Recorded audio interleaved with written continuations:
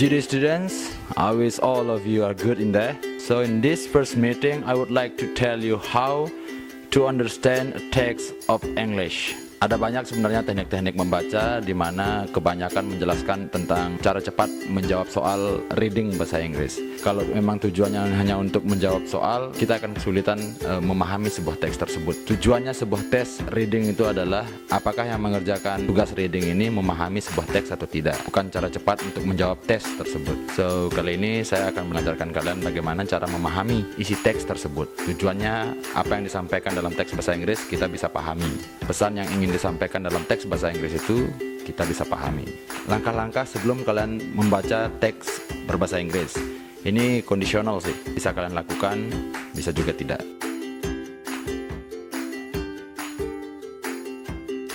Oke, first one is pilih waktu yang tepat untuk membaca. Ya, di zaman digital ini agak aneh kalau kita punya hobi membaca dan kita selalu sulit memahami isi bacaan dalam buku, dalam teks dan sebagainya. Untuk membuat otak kita bermotivasi untuk membaca, kita harus menentukan waktu yang tepat.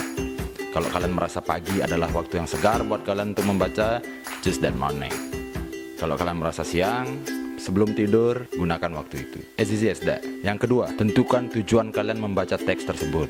Kalau tujuan kalian hanya untuk nilai, tujuan kalian hanya untuk menjawab tes dan sebagainya, kalian tidak akan pernah bisa memahami sebuah teks tersebut. Jadi umpamanya kalian ingin tahu informasi apa yang ada dalam teks bahasa Inggris tersebut, pesan apa yang ingin disampaikan oleh sang penulis, sepertinya penting untuk kita, mungkin ditanamkan motivasi seperti itu. Jadi kalian tentukan tujuannya apa. Kalau kalian ingin tahu tentang ekonomi dalam perspektif English, ya kalian baca teks yang berbahasa Inggris sesuai dengan jurusan kalian. Kalian yang jurusan ekonomi disuruh baca tentang kesehatan, kan geblek kita. Yang selanjutnya adalah pastikan posisi kalian membaca atau keadaan ruangan tempat kalian membaca itu membuat kalian nyaman dan minimal ada cahaya. Ini sangat penting karena kalau cahayanya minimal atau tidak nyaman di mata kalian, kalian bisa ngantuk, bisa males baca. Hal kecil memang, tapi ini sangat penting. Kemudian hilangkan gangguan seperti mobile phone. Jadi kalau kalian baca dikit tiba-tiba ada WA, langsung ambil HP. Tidak akan fokus kalian membaca. Jadi singkirkan dulu gangguan-gangguan seperti televisi, matikan dulu HP, jangan dipegang dulu. Kalau kalian memang sudah punya motivasi untuk membaca, simpan dulu HP-nya, di silent dulu, matikan televisinya dan buat suasana setenang mungkin. Jadi hal seperti itu bisa membuat kalian lebih fokus untuk membaca. Gunakan pena atau jari kalian pada saat membaca. Jadi setiap baris dalam tulisan itu kan ada spasinya. Jadi kalau kalian membaca, susah kalian fokus, coba kalian pakai pulpen atau pensil atau minimal jari kalian untuk membaca. Kalian jalankan jari kalian pada saat membaca. Itu bisa membantu fokus mata kalian. Dan yang terakhir adalah istirahat. Ya, kalau habis membaca, istirahatkan otak dan mata kalian. Karena kalau kalian terlalu memaksa, akan berdampak kepada motivasi kalian lagi. Kalian akan jadi males, merasa capek, itu tidak baik.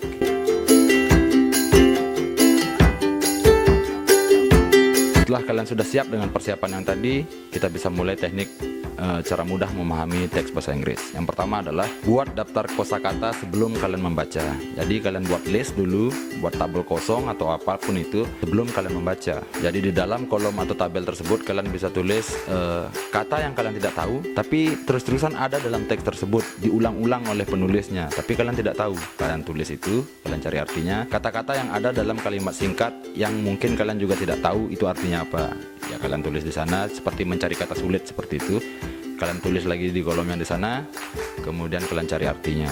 Dan tidak kalah pentingnya juga, kalian juga tulis kata-kata kayaknya pernah kalian lihat dan ada di teks itu, tapi kalian sudah lupa artinya apa, atau bahkan sama sekali kalian tidak tahu. Jadi kalian tulis juga kata-kata itu. Apa pentingnya menulis kata-kata itu dalam tabel?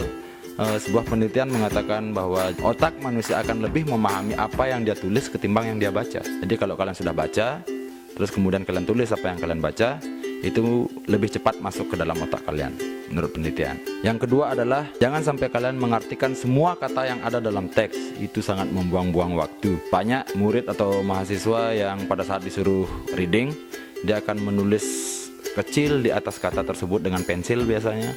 Dia tulis kecil, kemudian dia mencoba menggabungkan dan pasti janggal. Kalau kalian artikan word by word, itu tidak akan bisa. Cukup kalian cari kata-kata sulitnya saja dan fokus kepada kata sulit itu aja. Jangan sampai kalian mengartikan semua kata yang ada dalam teks. Selain itu membuang-buang waktu, itu juga menambah kebingungan kalian. Kemudian cari akar kata. Kalau di dalam bahasa Inggris itu disebut prefix, suffix. Bahasa Inggris juga memiliki imbuhan dan awalan atau akhiran. Seperti dalam bahasa Indonesia itu begitu ya. Jadi yang kalian cari artinya itu adalah kata intinya. Oke, kita bahas satu-satu. Prefix itu adalah awalan. Contohnya seperti bicycle. Bicycle, kata intinya adalah cycle. BI-nya itu adalah termasuk prefix. Jadi yang kalian cari artinya adalah cycle-nya. Contoh lain, impossible.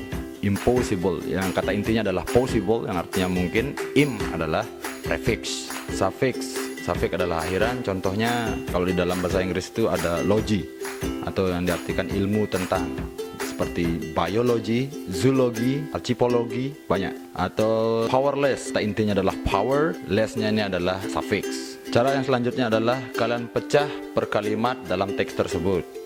Jadi dalam teks itu kan dari huruf besar ke koma atau ke titik itu termasuk satu kalimat. Jadi kalian pahami per kalimat. Jadi ada di ilmu translation disebut sentence by sentence, mentranslate kalimat per kalimat. Jadi pahami per kalimat, bukan per kata ya. Pahami per kalimat. Jadi kalian bagi dulu kalimat-kalimat tersebut. Huruf besar sampai koma adalah termasuk kalimat kecil. Dari huruf besar, koma, kemudian ada kalimat lagi, titik, itu termasuk kalimat besar. Jadi kalian tetap bagi per kalimatnya, per kalimat kecilnya. Jadi kalian pahami per kalimat, bukan per kata, dengan cara tidak mengartikan setiap kata-kata tersebut. Jadi cukup kalian pahami, oh kalimat ini maksudnya. Setelah itu nyambung, oh kalimat ini maksudnya.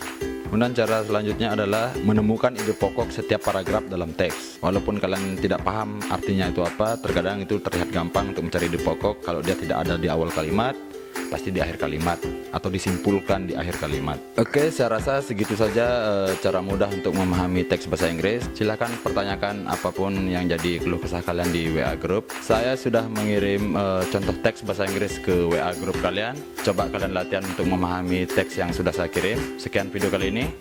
See you.